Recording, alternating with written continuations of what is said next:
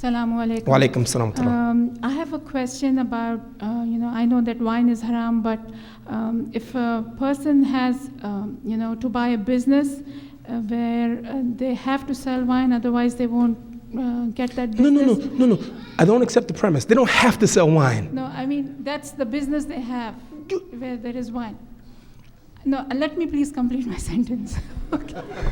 Let me complete my sentence. Good. The thing is, like it's a franchise, and unless they buy it along with the wine, they will not get the franchise. What kind of franchise is it? Gas station. Let me stop you first, and then I'm going to let you first. Let me say something first. We, as Muslims, must begin to challenge the status quo.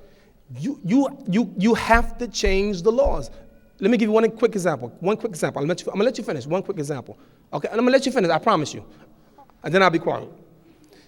But you know what happened? About 10 years ago, a woman named Stephanie, she worked as a traffic control in New York City. And she went on vacation. It just so happened when she went on vacation, she came to the masjid and she became a Muslim. And her name was changed to Fatima. So Stephanie became Fatima. She went back to work. Now she has a khimar on. She's dressed like a Muslim. And when she came to work in the morning for what you call, not inspection, but inspection every morning. And they said to her, she had a uniform on, but she had a khimar. And they said, you're not in conformity, go home. And they didn't fire her. And she came to me, I said, sister, go to work. I will go to the job and speak to the people in charge. We did that. And I discussed it with them, and I said, this is discrimination. Long story short, we went to court, and we won. And she won a cash settlement, a nice settlement. She became the first Muslim in New York City, traffic control, wearing full hijab. She set the precedent. Others came after her. Why? Because she challenged the existing law.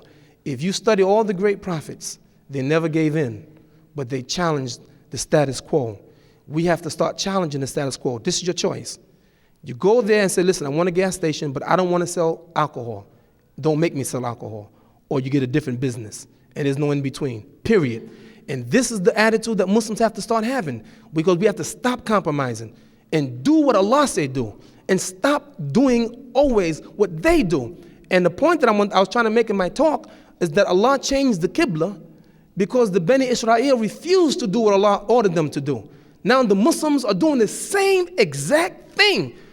Tell me what they're doing and show me the Muslims doing the same exact thing. So I'm saying that in order for Allah to bless us, then the first thing we have to do is not that because you're a good speaker.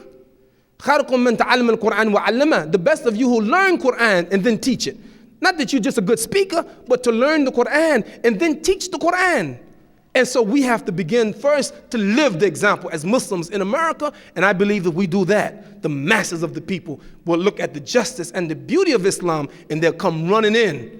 But stop compromising and stop making excuses for ourselves, saying that we have to do it. We don't have to do it. What I want to know is, how do I convince the sister, who tells me that this is applicable only That's what? This is applicable only in an Islamic state and not in this country. How do I convince them that it is a universal law? No. When Allah subhanahu wa ta'ala revealed the Quran to Prophet Muhammad sallallahu alaihi wasallam, it was total darkness, and the light began to change because the Prophet ﷺ and his ummah began to implement step by step until we had everything. Start with the mandatory. You see, because brothers, I'm going to tell you something. You know from history that if you allow evil to be around you and you don't change it, it's going to affect you, for sure. It's going to affect you, no doubt about it. So I can't give you any magical words that she's going to be changed once Imam Siraj said this. No. If she's not convinced from the Quran itself and the Sunnah, all you can do is appeal to her. Say, listen, there's nothing that's mandatory for you to open up a liquor store. Why sell liquor? Why can't you sell milk? Why can't you sell bread? Why can't you sell other items, halal meat? By the way, brothers and sisters, you don't know this. Lucrative business, halal meats. How many halal meat markets you have in Orlando? Hey, check it out. Listen. You want a good business? Halal meat. If you got some money, invest it in a halal meat market. And guess what? Not only Muslims, if you advertise your product to non-Muslims, you can't keep enough. You know, a couple of years ago, a business called Philip Morris, what they sell? Cigarettes.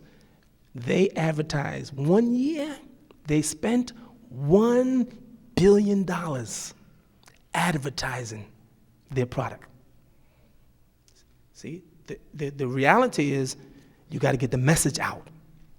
And I'm telling you, you capture the imagination of the people in Orlando, halal meat market.